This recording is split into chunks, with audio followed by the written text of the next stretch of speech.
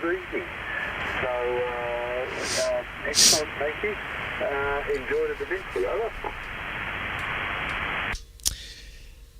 Yep, no problem, Martin. Thank you for the report. And I had a quick look at the Melbourne radar before I came on air, and I could see there was a band of rain across Victoria, down across the strait, but it had moved further east. So not sure exactly how it's looking down on Tassie at the moment, but I suspect there would be a fair bit of cloud. This cold front that's coming through, and I think as of tomorrow and Sunday, there's the wind's changing from the south, coming up from the southwest, so it's going to be nasty and cold again. Anyway, you're used to it, I'm sure. Thanks, Martin. You're coming through loud and clear. I've got the headphones on, so I'm hearing it perfectly well in the headphones.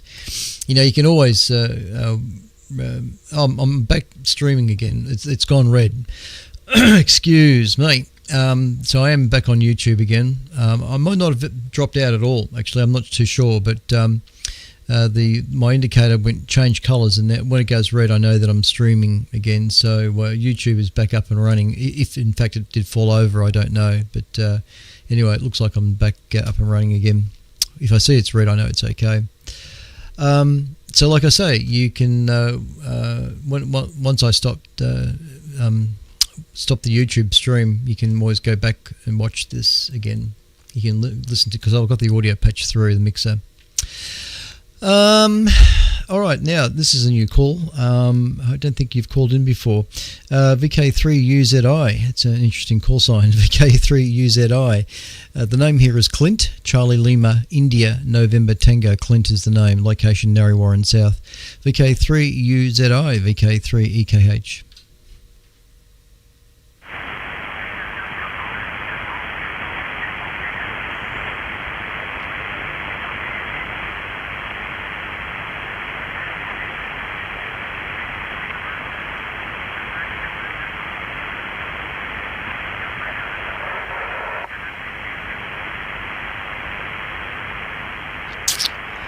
Oh, I don't know. Was there anybody here hearing a station there? I couldn't hear either, Clint, but I know it's David from St Arnaud from another net. He joined it some time ago, but I thought I just heard a hint of something, but that's it, VK3SCX. Yeah, okay. He was quite strong when he called in, so he might have had to have darted off. David, you still there? VK3UZI, VK3EKH calling. Okay. Across to you there, Bill, VK3KHT, VK3EKH. Thanks, Clinton. VK3KHT responding. Yes, quite a good signal tonight. I've had a few bursts of noise, which I normally get locally here with power lines just outside. A few dropouts on ATV, just occasionally. Dropouts? What? Still follow the sense of it though. The program, you could go off for years and study each individual point made, which is interesting to me. And with the detecting signals at vast distances, one of my associates years ago was at Tidbinbilla as an operator, and he at the time it was amazing to hear his description of retrieving the signals, the technology back then, and talking about very precise time slots to look for the signal in, compare it with the spectrum before and after, and gradually building up the signal based on the samples taken over a period of time. It's run late tonight, so I won't hold it any longer. It's always a pleasure listening and watching. VK3 KHT, passing it back to VK3 EKH. Good night all. Yeah, thanks, Bill. VK3KHT, VK3EKH returning. I hope the dropouts on TV haven't been through the repeater side. I should be a fairly consistent signal into the repeater. I don't seem to have too many issues with hitting the repeater, but I do occasionally have problems receiving the repeater. But that's just at my end here. I haven't really sorted out the receive antenna very well, so that's another story. But no worries, Bill. Okay, on the comments there. Good to hear you, actually. It's rare that we hear you come up on 80. But yeah, I see the Discord chat there and know that you're listening, which is really good. All right, on that note, I'll take one more listen for any other stations there, and then we shall depart the frequency. This is VK3 EKH listening on 3541. One more time.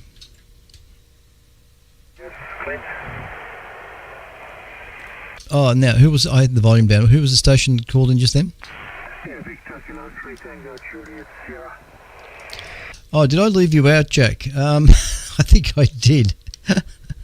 Oh, my goodness. My apologies, Jack. You are clearly on my list here, right under Frank. Now, why I went from Frank to Steve, I have no idea. So my humblest apologies, Jack, leaving you out for so long there. Well, you've now got much longer to talk. VK3TJS, VK3EKH. Well, I'll take another half an hour then. VK3EKH, and the group is VK3TJS. Good evening to you, and yeah, terrific podcast. You know, as far as the quality was just 2.0 and plus all the time, and really, really nice. Yeah, it was a pleasure to listen. And very interesting comments from all about the voyages and the other probes. And I think they probably work because they've been on robot technology from early years. I mean, how many of the new modern bricks will last 50 years? So, I mean, if you look at amateur radios, and I still got some stuff from 1960s, and it still works and does a beautiful job. Yeah, I was listening last week as well, but I just had to go earlier before I could check in, so yeah, I had to go earlier to bed. So yeah, good signals from other participants as well, and yeah, it was lovely. Enjoy the weekend. Hopefully no rain. We've had rain most of the day today, like from about midday, lunchtime. It's still wet outside, and it's still just drizzles, I think. So all the best. Have a good weekend. We'll catch up with you next time. And thanks for the broadcast. VK3 EKH. This is VK3 TJS Shepparton. Yeah, thanks, Jack. VK3 TJS and Shepparton, VK3 EKH. Again, sorry for leaving you off the list there. It's just because I'm super tired. All right, thanks, Jay. And not a problem. We'll look forward to hearing you again next week, and everybody else too that's called in. 1, 2, 3, 4, 5, 6, 7, 8, 9 stations. It's not too bad. All right, and of course, towards the end of this month, I will not do a broadcast on a Friday night. I'll let you know in the week ahead, of course. But we've got a ATV QSO party that's occurring, and which means that the ATV repeater gets used. So I'm fairly keen to be involved with that ATV QSO party, which is going to be crosses with other ATVs in interstate on Friday night, and then on Saturday morning through to afternoon it'll be crosses to other countries, particularly the States, where ATVs will come in on the internet and be patched through to the TV repeater here.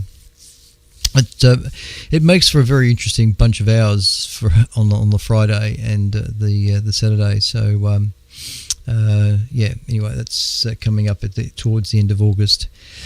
But yeah, I'll take that Friday off. But I'll mention that the week before.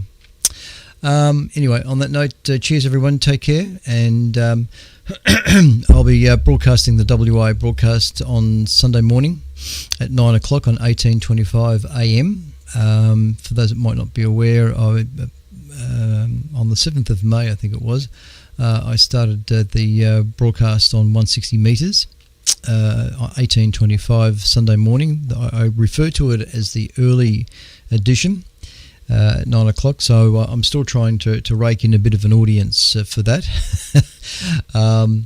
So I'm interested in signal reports for those that can hear my signal on AM at 9 o'clock Sunday morning, and then I repeat it again at 10:30 on ATV, and then again at 8 o'clock in the evening on ATV repeater.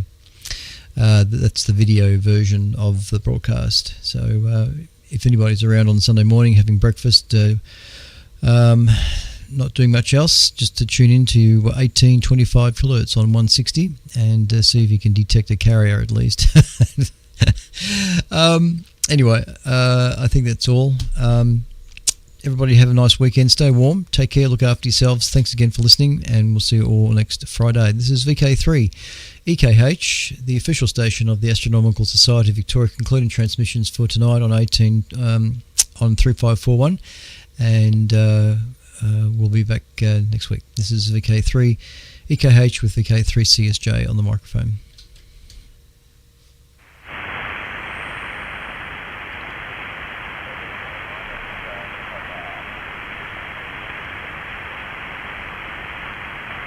VK3 CSJ, wondering around there, Clint, VK3 GL. Yes, I am, Graham. Okay, very good. I thought you might have been around this evening. Oh dear. Anyway, good evening to you once again. I wonder if you noticed that during the last 2 or 3 days the variation in weather stations between you and me. The other morning, I think I'm just trying to remember which way it wasn't this morning, it was the day before. The day before, our temperature, our minimum temperature overnight got down to about 1.7 or something like that. And I looked at your weather station and your minimum temperature was somewhere around about 12 degrees. Now it's funny because I was looking at the Bales weather, and that was also quite low, sort of similar to mine. So it seems that the Melbourne or the outer metropolitan area had quite warm conditions overnight, and we out here had a very still night, and it was very, very cold. So I wonder whether you noticed that. The other thing, I've continued to monitor the air quality, and been pretty clear this week that on the nights where it's still and we have some moisture in the air, the air quality drops down quite significantly. And then once we get a little bit of breeze, or perhaps there's a little bit of warmth during the day, the air quality improves. So just something that I'm noticing overnight, it's when it's still and a bit moist in the air, obviously the air quality goes down because of the moisture particles and that.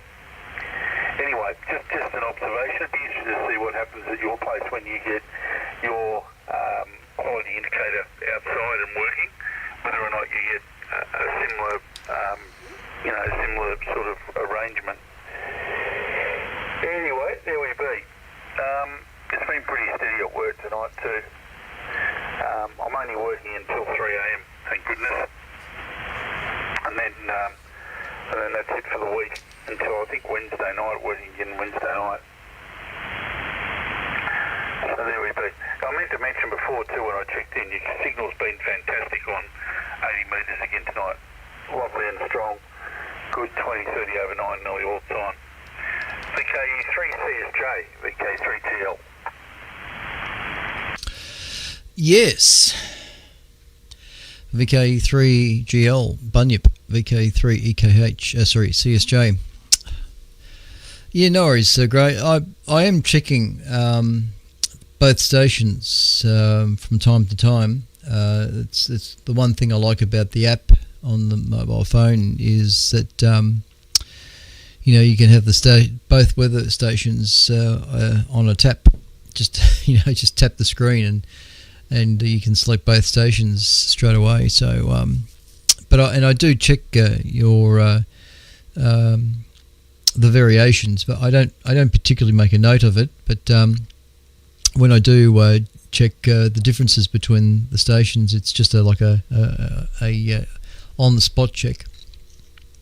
And now that you've got the air quality sensor running, I'm definitely noticing how through the morning how it undulates, and and then around about early morning, sometime about 6 a.m. or something like that, there's a distinct peak that occurs, and I'm wondering if that's just people lighting up fires, not their Canara, and just getting the fire running to heat up the house, or whether it's somebody that's come out to the kitchen and cooking breakfast. Because you don't see that on my air quality detector, but then it's inside. The only time that sensor, the air quality detector, goes sky high is when I cook a steak. So I've now got an exhaust fan in the ceiling here too, which seems to be working pretty well. So I've had a few tests this week on a few steaks cooked, and the kitchen still fills up with smoke, but not as bad. Actually, I've discovered that because I'm on this keto diet at the moment, I'm cooking with olive oil. Normally it's canola, and I don't get anywhere near as much smoke from the canola oil than I do with olive. Olive really burns if it's too hot. So in talking to Bob, Mr. AZN Bob, he seemed to think that your hot plate's too hot. I mean, I'm cooking on an electric stove, ceramic surface, so it is tricky to maintain the temperature on those ceramic electric stoves. I would prefer gas any day, but we just don't have that here, and the way it's looking anyway. But I cooked a bit of steak whenever it was, a few days ago, and I used the lower heating hot plate, and I had the temperature down a bit. It just meant the steak had to cook a bit longer, out to 16 minutes, and it cooked okay, but there was hardly any smoke. So I think my problem was I was had the heat up too much, and the olive oil seems to burn horribly if it gets too hot. So anyway, that's an experiment. But yes, the air quality sensor definitely needs to go outside. So as much as I would like to focus on doing something like that this weekend, I just don't see it happening. It's just one of those things I'll decide to tackle when I get around to it. But there's just seems to be a lot of other things get in the way. I get distracted very easily, and before I know it, it's 2 o'clock, and then before I know it, it's 3, and before I know it, it's 4, and it's the days just get away from you real quick. So, but okay, but I can report that I do observe the 2 weather stations, but I don't take notes. It's just on the spot differences that I see. And I know your temperature in the morning's been a bit lower than it has been out here. So, yeah. I think that's about it. Okay, on the signal. Yeah, you're doing quite well. There's a fellow, Pierre, VK1XP, has given me a report too. Thanks, Pierre. He says that I've been a consistent 5x7 up in Canberra. So, yeah, thanks, Pierre, for that one. All right, VK3GL, VK3CSJ. Okey-dokey, VK3CSJ, VK3GL. Yeah, all good there, twin. And all noted. Just quickly, did Bob put in your exhaust fan, did he? No, I did all that. Oh, okay. Yeah, okay. I only just indicated about Bob, and I thought, maybe he popped around and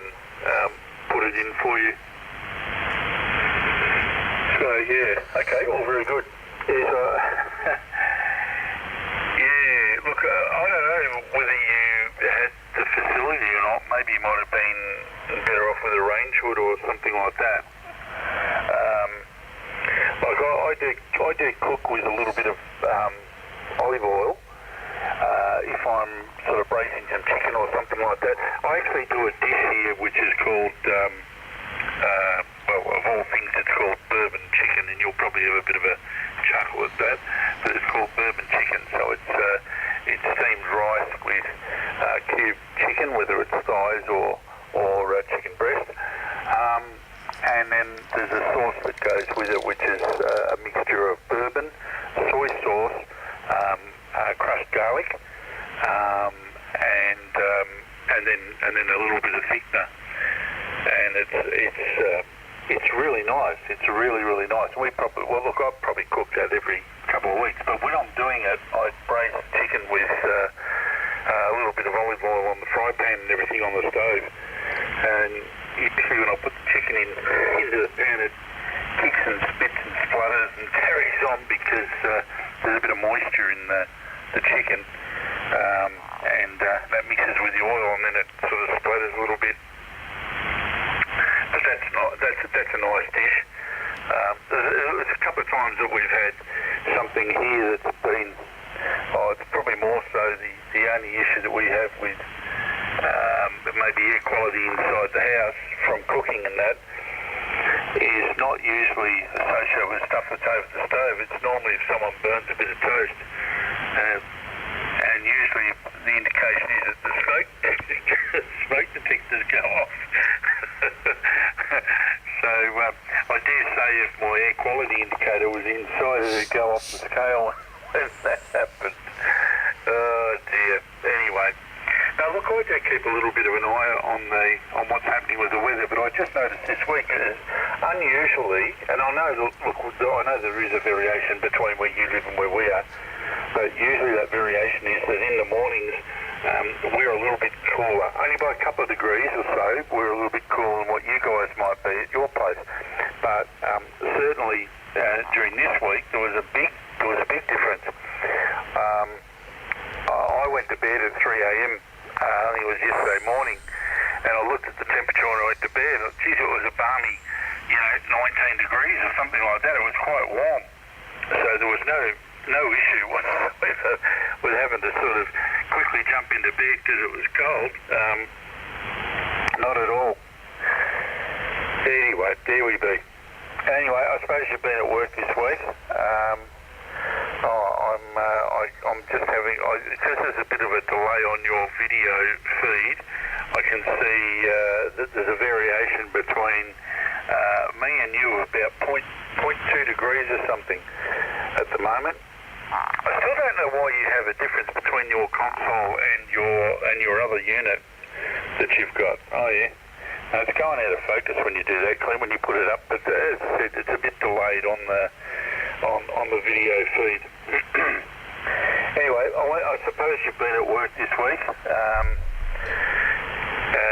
During the week, I don't know whether you worked today or whether you got a day off or anything like that, but I noted your comments from earlier this morning about that whacker that was walking through the cemetery, listening to his scanning radio. I guess you probably were somewhat amused. Oh, there's the air quality. Okay. Yep. I guess you were somewhat amused at seeing the guy from a current affair. He was sort of trying to go, well, is this guy for real? They must really interview some nutters. They must really, mate, for sure. That guy's got a screw loose. Mind you, he was very neatly dressed. They didn't show what sort of a car he drove around with, but I guess that he turned around and indicated that he was really, really, it's a bit out of focus.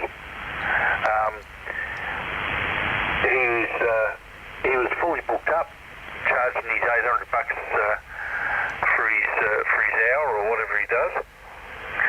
And I couldn't believe it. I showed Alison that link that was for, what was it, for Amazon or something? Amazon, were they ghost receivers or something like that? Oh, for goodness sake. Tell you what, it doesn't take long for people to get on the bandwagon, does it? VK3CSJ, VK3GL. Well, yes. I've got to keep turning the audio down when I come up, because I know there's a little bit of RF feedback being picked up on that line. So that's why I keep turning the audio, leaning over and turning the audio down when I come to transmit. VK3GL, VK3CSJ. Yes. I really don't know why Current Affair gave this bloke any airtime. I don't know why that, but he was certainly nice and groomed up for the TV. I suspect he's like that all the time. And it would have been interesting to know what vehicle he was driving. But I first saw the report. It was up on the Ben Ballarat amateur radio group Facebook page, and as soon as I played the video, it went to there's a link to the Current Affair thing, and I could hear it scanning. We've all played around with scanners, and we know what scanners sound like when they're going through channels very quickly. And this, I immediately thought, oh, that's just a scanner that's going through channels, and what you're hearing very briefly, stations coming through that the receiver tunes into just momentarily. So how this guy can determine that spirits are talking to him through that little handheld scanner device is just a farce. It's a big farce. $800 for 1 hour. And of course, the Skeptics Society still has this check. It's very interesting. This check for what was it, $100,000? If anybody can absolutely 100% prove that they've got these capabilities, some sort of psychic ability to be able to do this and do that, and actually prove it, and scientifically under a scientific analysis, and the scientific and that the Skeptics Society people say, well, hell, we believe this guy is correct. They'll give him this check. But so far, as the guy says, we've had this check sitting around for 30 odd years, and so far that nobody has been able to prove 100% that in any of these abilities. So it's all very hairy-fairy stuff. Anyways, but I was surprised to see this bloke wandering about a cemetery with his scanning receiver, thinking he was talking to. It's just shocking. I don't know what Current Affair gave him airtime. Anyway, that's another story. I was just showing the mobile phone app to viewers out there, and I've only got Tony VK3 VAT's station and yours and mine up there, and the console. I don't know why the console reads differently, but I'm not too fussed about it. Look, the console is running all the time, and it sits right next to my laptop downstairs, and this thing turns on when I'm there. If I turn the lights off and go to bed, it turns off. It doesn't actually turn off, but the screen shuts down. I think I haven't read it in the description of the functionality of this thing, but there must be a sensor in the front panel that detects ambient light, and if it falls obviously too low, the screen shuts down. But I like the way it comes on when I come into the room and all that sort of stuff. So I'm really impressed with that. And it'll stay on, while I'm around, and the lights are on and all that sort of thing. It'll just stay on there. I've actually reduced the intensity of the screen right down, so the on-screen graphics are not as bright, but I can still see it. It's very quite clear. It's an interesting little device. My little window onto the outside weather, without having to go to a web page or anything like that. Anyway, Mr. Lewis, it's midnight-ish, so I might depart the scene at this stage. And Even though I'm tired, and if I look straight into the camera, you can probably see I've got red eyes. I stayed up till about, or I was actually, I can't remember what time I got to bed last night. It was about 3ish, around 3. And I didn't really surface until around 10 o'clock this morning. But today was an RDO, so it's a 3-day weekend. But we're sort of busy at work.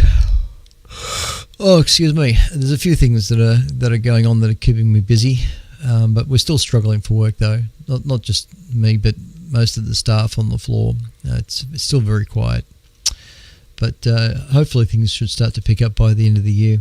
So I've just got to hang in there for a bit longer. That's all. And technically that's another 3 or 4 years. So, but 4 years is going to go past so quickly, and it's just going to go like in the blink of an eye. So the best thing I can do is try and get things here sorted out. Downstairs is still a minefield. It's still messy. I've managed to clear the kitchen up a little bit. A lot of mum's stuff I've just simply moved into the lounge room area because I was just getting sick and tired of coming home, walking straight into the kitchen area and seeing all of mum's stuff there. So I've cleared all that out. And but the lounge room part of the place is still a mess. So I'm really hoping that by Christmas time, between my sister and myself, we'll finally get that all cleared out. So I've got an open sladder to start doing stuff around the place.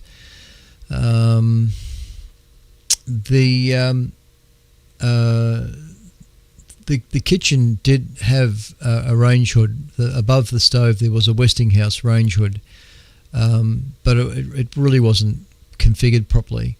The fan had to be plugged into a standard GPO outlet to get it to work. And then there's a 3-position switch there's a plastic piece that needs to engage 3 positions. The light comes on first, the fan comes on at low speed, and then when you fully pull out the range hood, it goes onto high. And that little plastic bit that engages those 3 switches is broken, and nothing was working. And of course the other thing, and I go looking for it on the internet, and it's obsolete part. The other thing is that the vent, there was no venting at all.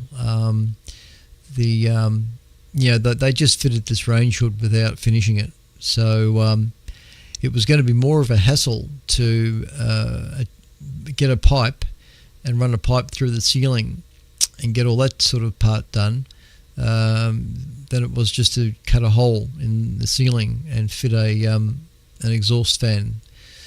So I fitted a fan that's got louvers that open up, so when the fan's not working, they're shut, so no creepy crawlies can come in from the ceiling.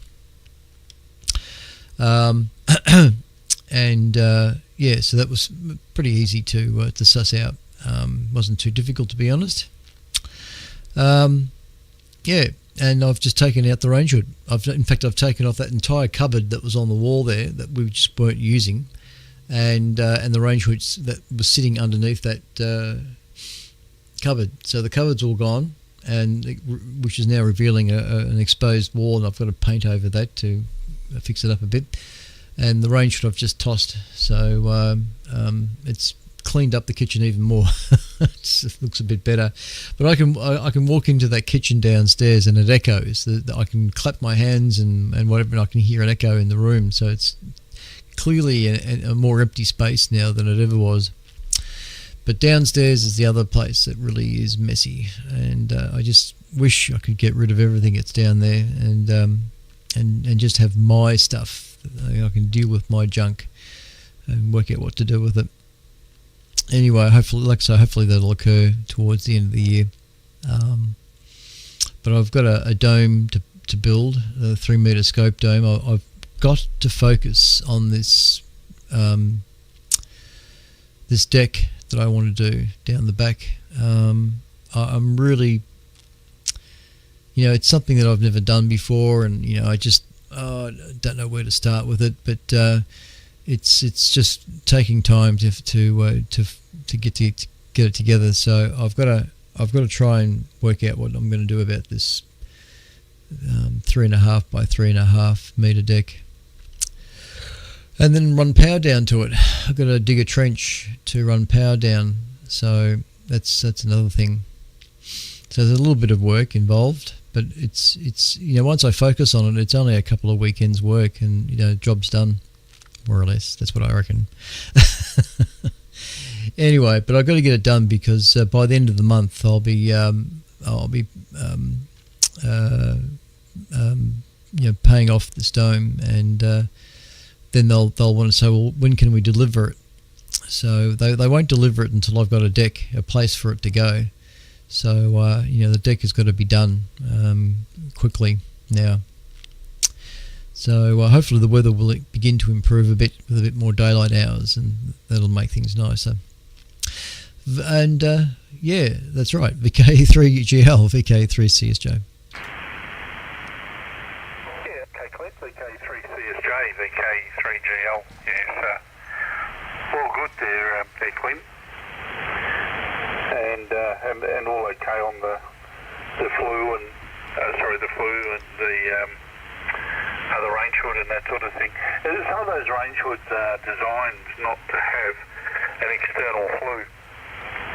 The one we had when we were living in Berwick had like a small, it was sort of like a small vent that just went into the back of the cupboard and up into, I think, the ceiling in between floors. That was it. That's where any of the residual went to. Otherwise, anything that was, like oils and stuff like that, they got picked up into the filters before it went up. And I really haven't had a look at the one that's here. I think it's sort of similarly designed. I've pulled the filters out of it before, and I've had to pull it apart actually and clean it. It's got like little push buttons underneath for the fan speed and to turn the lamp on and all that sort of thing. And it's a plastic fitting, and it's got some switches on it, little push button switches. And that plastic fitting, due to heat and exposure to cooking materials and smoke and all that sort of thing, that plastic had sort of it had aged and it had cracked. So therefore, when you push the button, it sort of pushed it all in. And anyway, I wasn't too sure what I was going to do with it. And a bit like you, I found out that the part was no longer obtainable. So what I decided to do is I got some silicon stuff. And I just smeared that around it and then fitted it back in. And through doing that, I was able to get it to adhere. And it's, touch wood, it's been working like that now for about 3 or 4 years, which is good. But failing that, up for a few $100s to replace it. And, I don't know about you, but I'm sort of not up for replacing things that I know that you might be able to fix and get some more life out of. I usually like to get maximum life. If it's stuffed, it's stuffed, and then you replace it. But if it's not stuffed and you can get a bit more life out of it, it's usually what I do. I also goes a bit crook sometimes because sometimes I'll fix something and she goes, oh, okay, well, I thought you would have just replaced it, and got a new one. A bit like the door handle. The other night I had to go down your way down to Steve's place and pick up a duplexer that he was fixing up for me, or he was tuning for me. Oh, okay. Yep, I can see. Yeah, okay. I'm just looking at your video feed, but again, there's a bit of a delay. It looks like a hole in that or something. Oh, now it's twisted, turned around. Oh, God. Anyway, I went down to Steve's place to pick up a duplexer. And Alison messaged me when I went out. She said, oh, you better let me know when you get home. You might be able to get in through the back door. Because I went to shut the back door and I pulled the knob off. I'm thinking, well, how she pulled the knob off? Completely pulled the knob off the door handle, and she wasn't sure whether or not it was going to, lock me out or something. Anyway, I came home and I managed to unlock the door from the outside and came in. But sure enough, I couldn't pull the door shut because the knob had fallen off. I ended up having to pull the door handle completely apart and reassemble part of it. It had all come loose inside. There was like this little collar in there that had like some little folded tabs on it, and I had to fix that up. Oh yeah, IXL fan. Look at that. What's it called? EcoVent Flow. 68, was it? $68. Well, that's all right. That was fairly cheap. You did well there, Clint. That's good. One on the Blu-ray might be handy too, perhaps. Anyway, all right. Look, I'm going to let you go. I've got some stuff here I need to do for work, and I might catch up. Well, I may not catch up with you over the week. It just depends, I suppose. Depends what you're up to, but. I may be around on Sunday morning. I might be able to have a bit of listening around for your 160 metre broadcast and see what sort of a signal I'm getting from you. Haven't done that for quite some time, have I? Maybe I should do that and have a bit of a listen around to it for you. All right, have a very pleasant evening. Don't make it too late, otherwise you won't get jack done over tomorrow. And you do need to get on with that decking too. Well, you know that. Because if you don't, you're going to have them knocking on the door. They'll be wanting to drop it off, and you won't be ready for it. It's a bit of a bugger at this time of year to be trying to do that sort of stuff too. So I don't know whether you want to put a raised decking or whether you're just going to put it straight on the ground or what you're going to do. What was that? I can't quite make out what that is. Oh, that picture. No. I can't figure what that is. But it looks like, looks like something dead or something. I don't know. All right, I'll put it back to you there, Clint. VK3CSJ, VK3GL.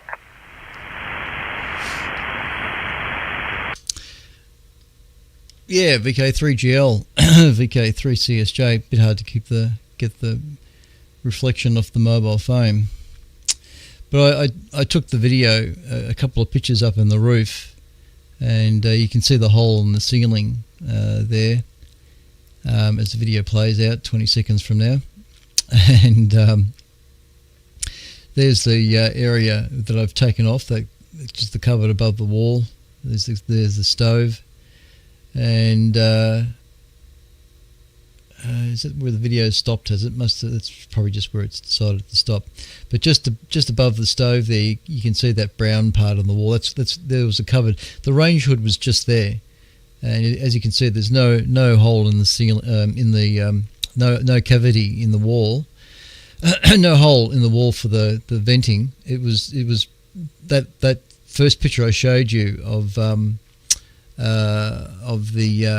the top of the range hood. So there was a hole in the top of the range hood, and that's how it was basically meant to be. There was meant to be a hole, a pipe, an exhaust pipe up into the roof, or a flue as you called it. So yeah, I said to Bob, I thought, look, at the end of the day, it would probably be easier for me to cut a hole in the ceiling, and just simply fit the exhaust fan in the ceiling, because it is very easy to do. It's no problems at all. And interestingly enough, I actually had to buy a stud finder to work out where this hole was going to go in the ceiling. I'll just show this picture again. That's it. Picture strobing, but there's the hole in the ceiling, and if you can see in the image in 20 seconds time where I marked the hole originally. In fact, there's three circles on that ceiling where I thought I was going to place this fan, and originally I'm just tapping on the ceiling. I'm just using my knuckle on my hand and tapping on the ceiling to listen for where I think there's timber joists in the roof. So, but I still wasn't happy. I wasn't 100% sure where I was going to put this fan, and if I had have drilled that hole out a little bit further towards the light there, you can see. This is a really crude way of doing things. Where's my pen? There it is. So there's a marking there where I would have drilled the hole. If I had have drilled that area out here, that dead rat in the roof would have come down on me. But as it turns out, where I've actually drilled the hole, and that was courtesy of the stud finder, the Stanley stud finder, that was really very, very helpful for me to be able to find exactly where to drill that, or to cut that hole in the ceiling. When I stuck my head up through the hole very gingerly, the first thing that I saw was this carcass, the remains of a rat. So there it is, the skeletal remains of a dead rat. And I know that we've got rats in the ceiling still. I can hear them scurrying around from time to time. Kiska looks up at the ceiling too. So I've got to do something about that. But I thought, well, that'd be about right. Here I am drilling this hole, cutting this hole in the roof, 250 millimeter hole, and it's just likely that I'm cutting around a dead rat that's going to fall down on me. Fortunately, it didn't. Anyway, that's another story. But like I say, the fan seems to work. It's only got the one setting. There's no speed, low or high speed. It just turns on, and it serves a purpose. So it's doing that job well enough, which is good. So some of the beginnings of the work on this barn. I've got so much more to do. You've sent me a message, it seems. Why'd you do that?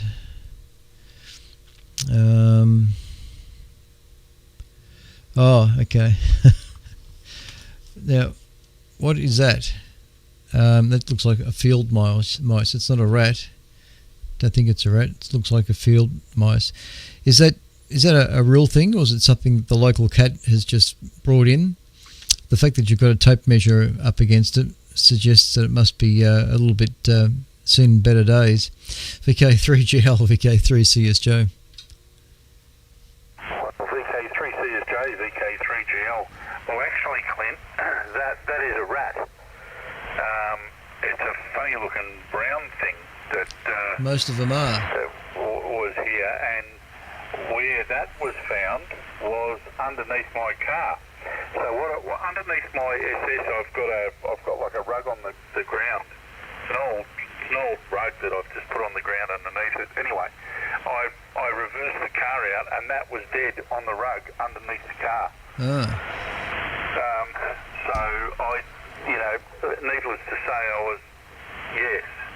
And the reason I put the tape measure next to it is to give you an indication of the size of it. From the tip of the tail to the front of its head was over a foot long, Clint. So you work that out. I mean, the picture doesn't sort of give you a real indication of perhaps how big it was, but that thing was huge. And it obviously hadn't been dead for that long, and I don't know why it had died, but it was just dead underneath the car. So what I've done, I don't know whether it's been effective or not, but on the odd occasion, we'd have a mouse or two in the garage. I mean, there's not much you can do about that sort of thing being out here where we are. We've got chooks down there, and you have rats and mice and stuff that hang around the chooks from time to time.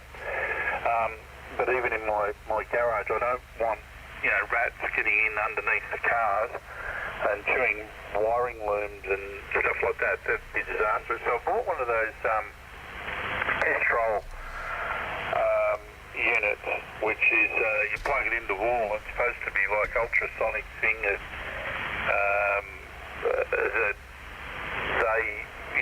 they just basically they don't like it. They disappear. I see you fiddling around with your phone. It keeps turning around, but yes. So that does give you a bit of an indication of what it's like. Anyway, I bought one of these Pestrol things, and I have not so far seen any evidence of mouse or rat or anything like that in the garage since I plugged this thing in a few weeks ago. I actually bought 3 of them. They were on special, and I think they were about $80 each or something. And I'm going to put another one towards the back of the house, because from time to time I hear a bit of a rustling underneath or in and around the back of the house here when I'm working at night time. Now, I'm not too sure whether or not it's a rabbit or something else. We have those, we have a little weenie bandicoot thing that hangs around here too. I can't remember what the name of it is, but Bandicoot? there is a bandicoot that it's only a small one. Probably not much different to the size of a rat. But yes, we do have animals around here a little bit. We had a possum one day that got his hip. There was a lot of scratching and that around the front of the house. There's a hole, a round hole towards the front of the house near our bedroom, which is the reason it's there is because there's a tap underneath the house where you can isolate tank water from mains. Anyway, this particular hole, what had happened was a possum was trying to get in through the hole, and he got his head stuck halfway in, and then he was trying to back out. And I went around there, and I could hear this scratching and that at about 6:30 in the morning. It was still going about 8 o'clock. So when I got up, I went out to have a look, and this possum was half in the. So I ended up, pulling it back out a bit. I had to be careful because those things can, if they go stupid, they'll rip you to pieces with their sharp claws. So anyway, and there was all these scratch marks around the hole. I don't know what he was trying to do. He probably thought it was a nest or something. He was trying to get in underneath the house. Anyway, there we go. But I'm yet to fully prove that this electric device for the rats works, but look, maybe it's something that worth trying, Clint. If you know that you have scratching noises and stuff around the place, it might be a bad idea to look one up. It's called Pestrol. It's called a rodent-free thing. Apparently, it also tries or gets rid of things like cockroaches and stuff like that too. So cockroaches and mice, but apparently it's pet friendly, and it's supposed to be electrical friendly for other devices in the house. And so far so good. I haven't detected anything as far as additional noise or anything like that around the place on radio, because that was one concern. I want to make sure that it wasn't going to cause any issue with increased noise levels and that on HF. But it's called, Pestrol Rodent Free. Alright, I disappear. I've got stuff I need to do, and I'm knocking off in a couple of hours, so I want to make sure I'm all done before I knock off. Good to have a chat anyway, Clint. Enjoy your weekend, and pop down and see Bunnings, and they might have some decking material for you. Pestrol, Pestrol, all one word, Pestrol, and it's called Rodent Free. Rodent Free. If you have a look on their website, all will be revealed, as you say. VK3CSJ, VK3GL. Yep, righto. VK3GL, VK3CSJ. Oh, very good. Okay, troll, as in trolls, I guess. All right. Well, Bunnings have got them. Yeah. So it just emits an ultrasonic type sound. Is it the idea? Yeah, that's the idea.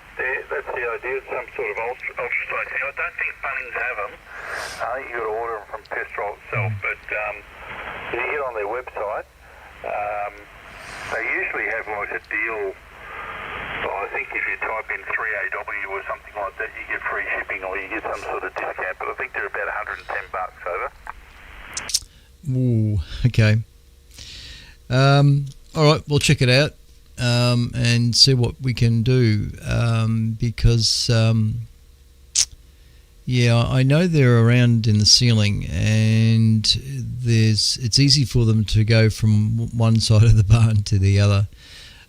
So I've tossed those blue blocks up there a few years ago, which seemed to do the job. There was definitely a distinctive smell of dead rat emanating from the ceiling, which fortunately didn't last for very long.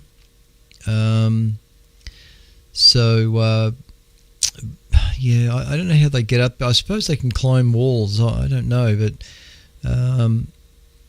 I've tried to cut back a lot of the growth. At the back of the barn, we've got some trees that branches overhang the back of the barn.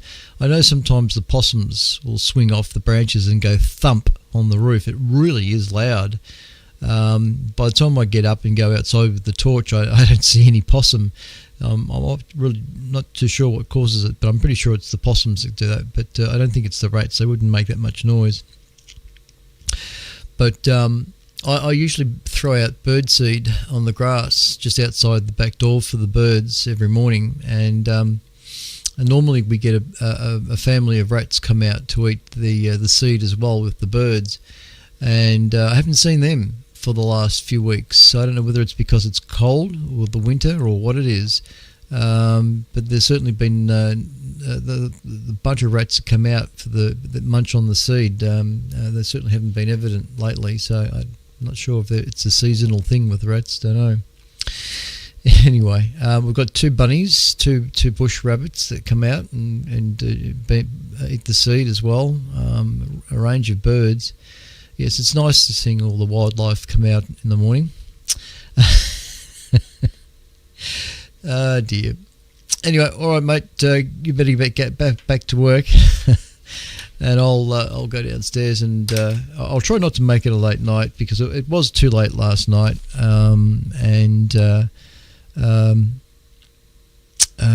Must try and get to bed early tonight. Early. It's already 12:30. All right, I'll I know what I did last time. This last week on Friday, I shut the YouTube down, but I kept on mucking around on TV. I ran a whole series of little things to do with astronomy and stuff, and I just sort of went one after the other. And before I know it, it was 2:30, I think. And I thought, oh my goodness. Anyway, I don't know. I don't think I'll do that tonight. Anyway, cheers, Gray. Take care. Thanks for the words, and we'll catch up with you very soon. VK3GL, VK3CSJ. Yep. Okay, Clint. No problems at all. Sounds all very good, and all noted. They're a pain in the neck having rats and stuff around. That's for sure. The last thing you want them doing is chewing through, coaxes or even worse, mains and causing fires and that sort of thing like they can do. Not good at all. Alrighty, I'll catch up with you later on. And thanks again for the wee chat this evening. Over for now. VK3CSJ, VK3GL now signing and closing down for the night. Good evening, Gray. Take care, mate. See you soon. VK3CSJ clear.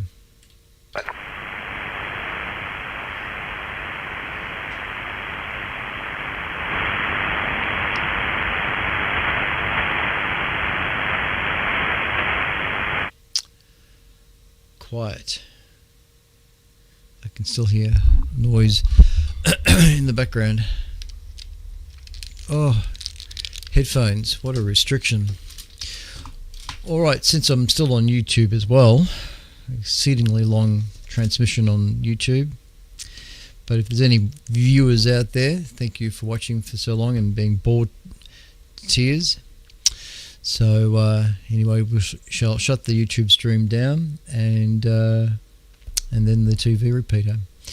So this is VK3CSJ, Narre Warren South. Thank you for watching, if there is anyone still watching.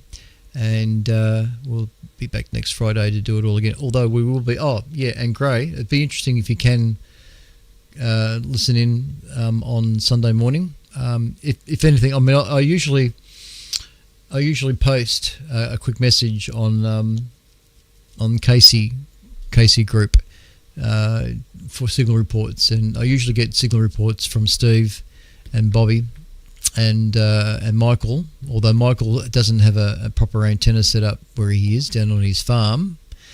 But I'm looking forward to when he finally gets a 160 metre antenna up on that farm of his. I'm really keen to see what his noise level is like. But with a decent 160 metre antenna up, he should be able to get me pretty well, I reckon.